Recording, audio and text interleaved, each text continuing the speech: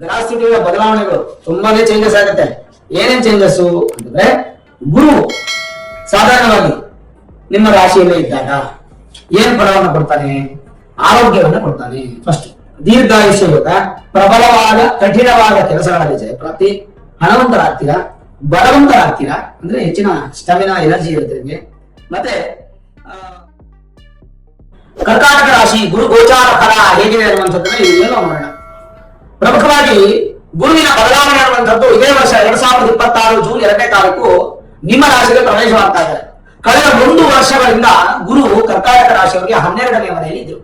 12ನೇ ಮನೆಯಿಂದ ನಾವು ನಷ್ಟಸ್ಥಾನ, ವ್ಯಯಸ್ಥಾನ ಅಂತ ಕರಿತೀವಿ, ಹೌಸ್ ಆಫ್ ಲಾಸ್ ಅಂತ ಕರಿತೀವಿ.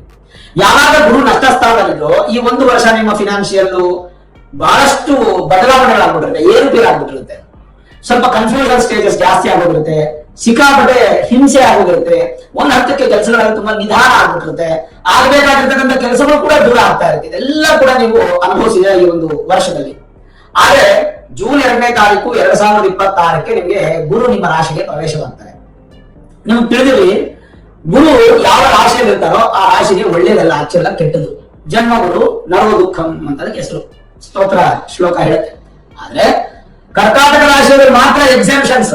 ಯಾಕೆ ಅಂತಂದ್ರೆ ಕರ್ಕಾಟಕ ರಾಶಿಯ ಅಧಿಪತಿಯಾದಂತಹ ಚಂದ್ರ ಗುರುವಿಗೆ ಮಿತ್ರನು, ಹಾಗೂ ಗುರು ಎಕ್ಸಾಲ್ಟೆಡ್ ಪೊಸಿಷನ್ ಅಂದ್ರೆ ಉಚ್ಚ ಸ್ಥಾನ ಆಗೋದು ಕಟಕ ರಾಶಿಯಲ್ಲೇ. ಹಾಗಾಗಿ ನಿಮ್ಮ ಮನೆಯನ್ನ ಗುರುವಿಗೆ ಬಿಟ್ಕೊಟ್ಟಿಲ್ಲ, ಅಲ್ಲಿ ಉಚ್ಚ ಸ್ಥಾನವಾಗಿ ಅತ್ಯಂತ ಬಲಿಷ್ಠವಾದ ಸ್ಥಾನ, ಔಟ್ ಆಫ್ 100ಗೆ 100% ಬಲಿಷ್ಠವಾಗಿರ್ತಕ್ಕಂಥ ಸ್ಥಾನ ಅಂದ್ರೆ ಕರ್ಕಾಟಕ ರಾಶಿ, ಯಾರಿಗೆ? ಗುರುವಿಗೆ. ಹಾಗಾಗಿ ಒಂದು ಎಕ್ಸಾಮ್ಷನ್ ಅನ್ನೋದು ಸಾಧಾರಣವಾಗಿ ಸಿಗುತ್ತೆ ಯಾರಿಗೆ? ಕರ್ಕಾಟಕ ರಾಶಿಯವರಿಗೆ. ಸರಿ, ಈ 1 ವರ್ಷ ಗುರುಬಲ ಇರುತ್ತಾ ಅಂದ್ರೆ ಖಂಡಿತ ಇಲ್ಲ, ಗುರುಬಲ ಇರಲ್ಲ. ಆದ್ರೆ ಗುರು ನಿಮಗೆ 0% ಇದ್ದಂಥದ್ದು, 1 ವರ್ಷದಿಂದ ಹೌಸ್ ಆಫ್ ಲಾಸ್ ಅಲ್ಲಿ ಇದ್ದು 0% ಇದ್ದಂತ ಗುರು ನಿಮ್ಮ ಮನೆಗೆ ಬರೋದ್ರಿಂದ 50% ಆಕ್ಟಿವೇಟ್ ಆಗುತ್ತೆ.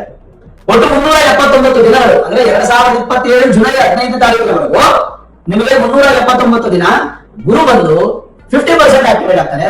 ಬರೋ ವರ್ಷ 2027 ಜುಲೈ 17ನೇ ತಾರೀಕು 15ನೇ ತಾರೀಕು ನಂತರ 100% ಆಕ್ಟಿವೇಟ್ ಆಗ್ತಾರೆ. ಅಂದ್ರೆ 2 ವರ್ಷ ಒಂಥರ ಕರ್ಕ ರಾಶಿಯವರಿಗೆ ಅದ್ಭುತವಾದ ಸಮಯ, ಯುಟಿಲೈಸ್ ಮಾಡ್ಕೋಬೇಕಷ್ಟೇ. ಅದ್ಭುತ ಅಂದ್ರೆ ವಿಶೇಷ ಅದ್ಭುತ. ಸರಿ, ಹಾಗಾದ್ರೆ ನಿಮ್ಮ ರಾಶಿಯಲ್ಲೇ ಕರ್ಕ ರಾಶಿಯಲ್ಲಿ ಗುರು ಇದ್ರೆ ಏನ್ ಫಲ ಅಂತ ಚೆಕ್ ಮಾಡಿ. ದೇಹಸ್ಯ ಸೌಷ್ಠವಂ ಸ್ವಾಸ್ಥ್ಯಂ ಸ್ಥಿತಿಶ್ರೇಯೋ ಯಶಸ್ಸುಖಂ ಜಯೋ ವಪುಶ್ಚ ತತ್ಸರ್ವಂ ಚಿಂತನೀಯಂ ವಿರಾಶಿತಃ. ಎಲ್ಲ ಚಿಂತನೆ ಮಾಡಬೇಕು. ಏನು? ಯಾವಾಗ ನಿಮಗೆ ನಿಮ್ಮ ರಾಶಿಗೆ ಪ್ರವೇಶವಾಗ್ತಾವೋ ಅವಾಗ ಏನು ಫಲ ಅಂತಂದ್ರೆ, ಗುರು ರಾಶಿಯಲ್ಲಿದ್ದಾಗ ಶೋಭವಾನ್ ಸುಕೃತಿ ಅನ್ನುವಂತಹ ವಾಕ್ಯ ಏನ್ ಹೇಳುತ್ತೆ?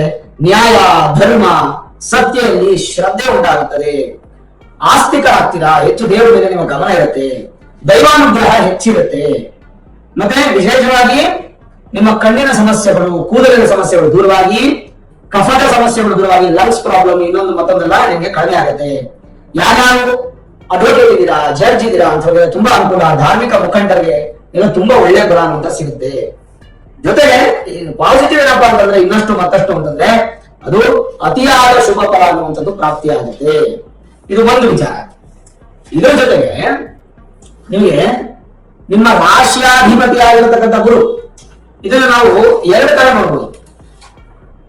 ಕಾಲಚಕ್ರದ ಅನುಗುಣವಾಗಿ ನಿಮಗೆ ವಿಶೇಷವಾಗಿ 4ನೇ ಸ್ಥಾನ ಬರುತ್ತೆ. ಕಾಲಚಕ್ರದ ಮೇಷರಾಶಿ 4ನೇ ಸ್ಥಾನ ಬರುತ್ತೆ. ಕರ್ಕ ರಾಶಿಯವ್ರಿಗೆ ಏನ್ ಫಲ?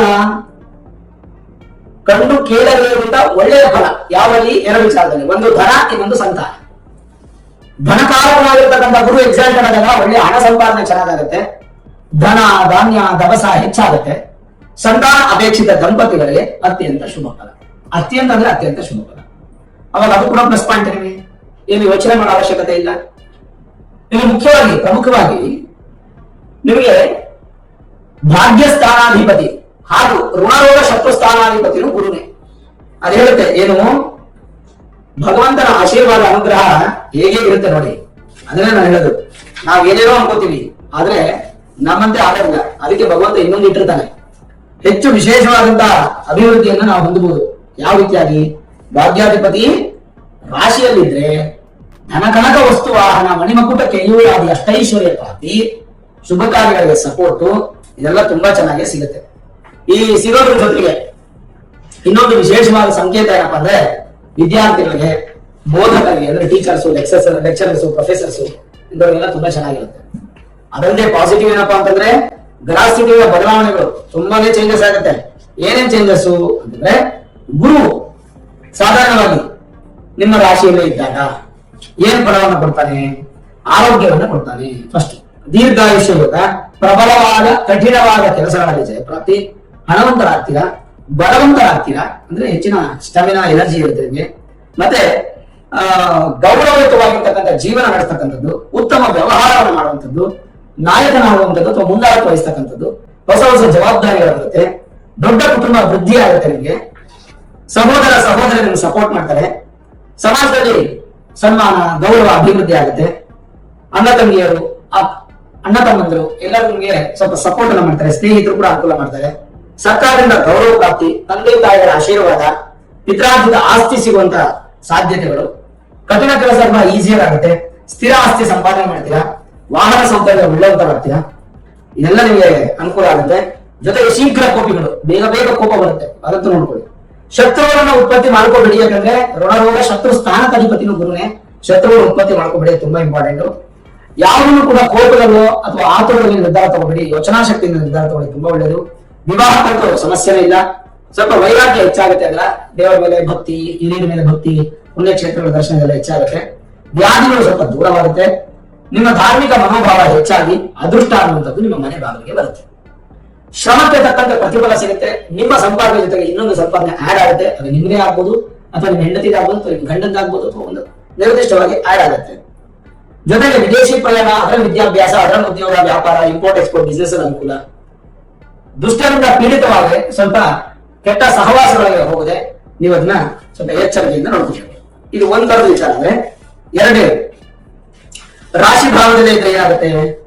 ಬಹು ಸಂತಾನಿಗಳು, ಸತ್ಯವಾದಿಗಳು, ನ್ಯಾಯವಾದಿಗಳು, ಧನವಂತರು, ಪ್ರಸಿದ್ಧ ಪುರುಷರು, ದೀರ್ಘಾಯುಷ್ಯ, ತ್ಯಾಗದ ಮನೋಭಾವನೆ, ಸನ್ಮಾರ್ಗಿಗಳು, ನಿರ್ಮಲ ಚಿತ್ತರು, ಉದ್ಯೋಗದಲ್ಲಿ ನಿಷ್ಠೆ, ಸಮಾಜ ಕಾರ್ಯಕರ್ತರು, ಖ್ಯಾತರು, ನಿಷ್ಕಪಟಿಗಳು, ಆತ್ಮಗೌರವವನ್ನು ಹೆಚ್ಚು ಮಾಡ್ಕೊಳ್ತಕ್ಕಂಥವರು, ಸೂಕ್ಷ್ಮವಾಗಿರ್ತಕ್ಕಂಥ ವ್ಯಕ್ತಿಗಳ ಹತ್ತಿರ ಸುಂದರ ದೇಹವನ್ನು ಪಡಿತೀರಾ, ಹಣವಂತರಾಗ್ತೀರಾ, ಅನೇಕ ಮಕ್ಕಳು, ಧಾರ್ಮಿಕ ಭಾವನೆ, ಸುಖ ಭೋಗಿ, ನಾನಾ ವಿಧವಾದಂತಹ ಶುಭ ಫಲಗಳು ಪ್ರಾಪ್ತಿಯಾಗುತ್ತೆ. ನೋಡಿ, ಇಷ್ಟು ಹೇಳ್ತೇನೆ ನಿಮಗೆ. ಕರ್ಕರಾಶಿಗೆ ಗುರು ಬಂದಾಗ ಇಷ್ಟೆಲ್ಲಾ ಚೆನ್ನಾಗಿದೆ ನಿಮಗೆ. ಗುರುಬಲ ಇದೆಯಾ ಅಂದ್ರೆ ಇಲ್ಲ. ಗುರುಬಲ ಇಲ್ಲದೇನೆ ಕರ್ಕರಾಶಿಯವರಿಗೆ 50% ಪಾಸಿಟಿವ್ ಅಲ್ಲೇ ಇಷ್ಟೆಲ್ಲ ಅನುಕೂಲ ಆಗ್ತಾ ಇದೆ. ಅರ್ಥ ಮಾಡ್ಕೊಳ್ಳಿ, ಬರೋ ವರ್ಷ ನಿಮಗೆ ಪರಿಪೂರ್ಣ ಬರುತ್ತೆ. ಅವಾಗ 100% ಗುರುಬಲ ಬರುತ್ತೆ. ಅವಾಗ ಹೆಂಗಿರ್ಬೇಕು? ಇದನ್ನೆಲ್ಲ ಜಾಕ್ಪಾಟ್ ಆಗಿ ಅಂತ ಹೇಳ್ತೀವಿ, ಉಪಯೋಗಿಸ್ಕೋಬೇಕು. ಗುರುಬಲ ಇದ್ದಾರೆ, ನನ್ ತುಂಬಾ ಚೆನ್ನಾಗಿದೆ, ನನ್ ದುಡ್ಡು ಬರುತ್ತೆ ಮನೇಲೆ ಕುತ್ಕೊಂಡ್ರೆ ಖಂಡಿತ ಬರಲ್ಲ. ಪ್ರಯತ್ನ ಅನ್ನೋದು ಬಹಳ ಮುಖ್ಯ. ನಿಮ್ಮ ಪ್ರಯತ್ನ ಎಷ್ಟು ಇಂಪಾರ್ಟೆಂಟ್ ಅಂದ್ರೆ ಪ್ರತಿಯೊಂದು ವಿಚಾರದಲ್ಲೂ ನಿಮ್ಮ ಪ್ರಯತ್ನ ಅನ್ನುವಂಥದ್ದು ನಿಮ್ಗೆ ಸಫಲತೆ ಕೊಡುತ್ತೆ, ಸಕ್ಸಸ್ ಅನ್ನ ಮಾಡುತ್ತೆ.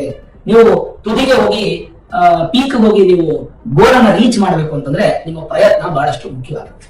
ಮೂಲ ಜಾತಕದಲ್ಲಿ ಏನಾದ್ರೂ ಗುರು ಮತ್ತಷ್ಟು ಸ್ಟ್ರಾಂಗ್ ಇದ್ರೆ ಇನ್ನೂ ವಿಶೇಷ ಫಲ.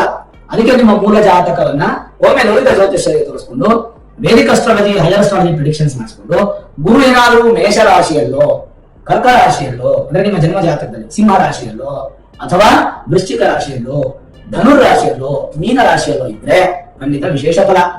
ಅದನ್ನ ಹೊರತುಪಡಿಸಿ ಬೇರೆ ರಾಶಿಗಳಿದ್ರೆ ಗುರು ಶಾಂತಿ ಮಾಡ್ಕೋಬಹುದು, ತೊಂದರೆ ಇಲ್ಲ. ಹಾಗೆ ಗುರು ಶಾಂತಿ ವಿಚಾರ ಬಂದಾಗ ಈ ಜೂನ್ 2ನೇ ತಾರೀಕು 2026 ಎಲ್ಲಾ ಕಡೆ ಗುರು ಶಾಂತಿ ಮಹಾಯಾಗಗಳು ಮಾಡ್ತಾ ಇರ್ತಾರೆ.